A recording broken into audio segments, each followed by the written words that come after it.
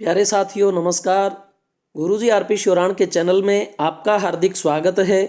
आज हम बीकानेर से 30 किलोमीटर दूर करणी माता के मंदिर में आए हैं और हमारे साथ सतीश जी, उनकी फैमिली और अन्य साथी भी मौजूद हैं। समय रात का है, दिन का सौभाग्य हमें नहीं मिल पाया, वरना वीडियो बहुत ज़्यादा अच्छी बनती। चूहों का मंदिर, मूषक मंदिर, ये देख सकते हैं आप यहाँ किस तरह से भाग रहे हैं और मंदिर की जो कलाकारी है वह देखते ही बनती है। विशाल मंदिर और बीकानेर और जोधपुर राठौड़ों ने यहाँ शासन किया और उन्होंने ही इस मंदिर के निर्माण में महती भूमिका निभाई। आधुनिक मंदिर 20वीं शताब्दी में महाराजा गंगा सिंह जी ने इसे निर्मित किया। संगमरमर का मंदिर, चांदी का गेट और ये जो कलाकारी है संगमरमर की, ये देखते ही बनती है। जिस तरह से फूल पत्तियां ये बनी हैं, देखने में ऐसा लगता है कि मानो प्लास्टिक की हों। जब हम इसे छू रहे हैं तो उस चीज़ को महसूस कर सकते हैं कि किस तरह से अद्भुत कारीगरी का ये नमूना उन्होंने निर्मित किया।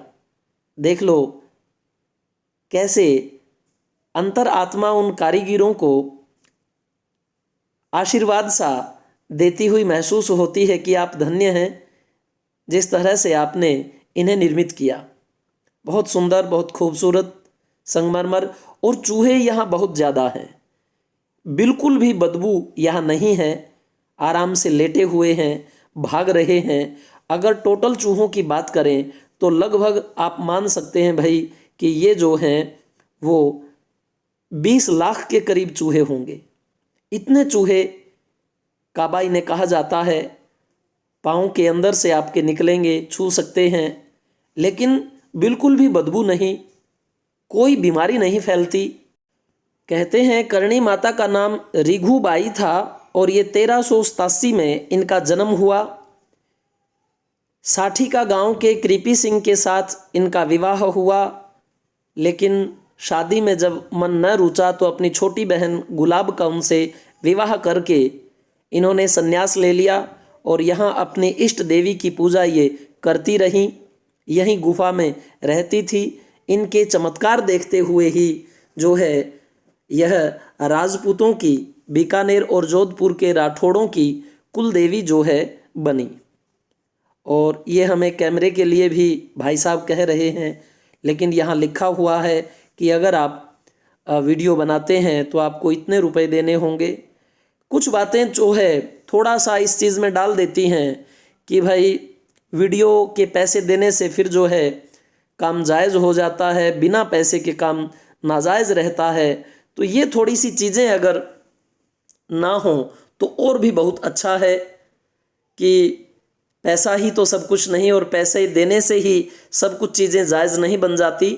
ये मुख्य जो है आप कह सकते हैं सोने का छतर लगा हुआ माता का मंदिर और इसके साथ की फिरनी और इस बाहर का जो परिक्रमा पथ है ये, इसमें ढेरों चूहे जो है प्रसाद ग्रहण कर रहे हैं।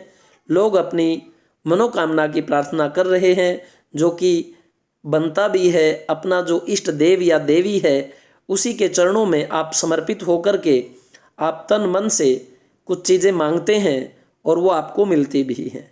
बस यह है कि आप तन मन और कर्म से पवित्र हों, और जब आप पवित्र होते हैं तभी आप परमात्मा का अनुग्रह पाते हैं। लेकिन जब आप में छल कपट और बाह्याडंबर ही रहता है तब आपका कोई कार्य पूर्ण नहीं हो सकता, क्योंकि परमात्मा जो है वह एक बच्चे के जैसी पवित्रता और निश्चलता चाहता है।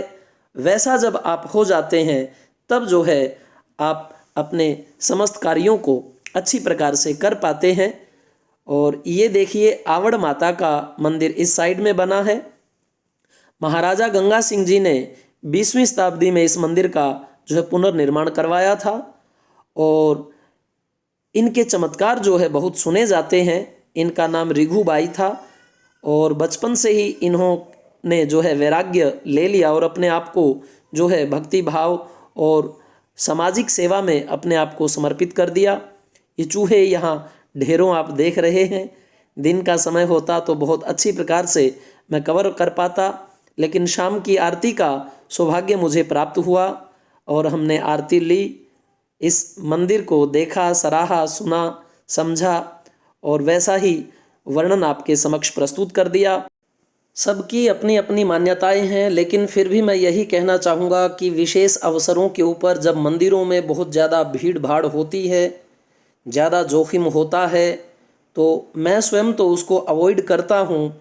लेकिन ये सही भी है कि जब वो प्रभु, वह ईश्वर, वह सत्ता है, तो वो कुछ ही दिनों के लिए विशेष कैसे हो सकती है। तो आपको जब समय मिले तभी आप जाएं और भीड़ भाड़ से बच कर के यदि आप चीज़ों को समझेंगे, देखेंगे, उसका लाभ ज़्यादा होगा। और अपने कर्मों में उन चीज़ों को जब आप लाएंगे, एसिमिलेशन करेंगे, आत्मसात करेंगे उन चीज़ों को, तभी कुछ हो पाएगा। अन्यथा बाहरी आडंबर, दिखावा, वह सिर्फ एक छल है, एक प्रपंच है, एक मुखौटा है, उससे बचें। जब भी आपका मन करे, हमारी भारतीय संस्कृति के ऐसी समृद्ध धरोहरों के लिए आप घर से निकल चलें, उन्हें आराम से देखें, समझें, क्योंकि विशेष अवसरों के ऊपर बहुत ज़्यादा भीड़ होती है। उस कोलाहल में आप अपने मन को जो है शांत भी नहीं रख पाते, ऐसा मेरा मानना है। बाकी आप किस तरह से चीज़ों को देखते हैं वह आपके दृष्टिकोण और दर्शन के ऊपर निर्भर है। हाँ, इतना अवश्य कहेंगे कि हमारी भारतीय संस्कृति महान है। इसके जर्रे जर्रे, कण कण में न जाने कितनी विभूतियाँ, कितनी महानताएं मौजूद हैं, उनका साक्षात्कार आपको करना भी चाहिए। और हमारी यही समृद्ध परंपरा हमें संसार में सर्वश्रेष्ठ घोषित करती है कि हमारे पास कैसे कैसे महान लोग, कैसे कैसे महान पुरुष हुए।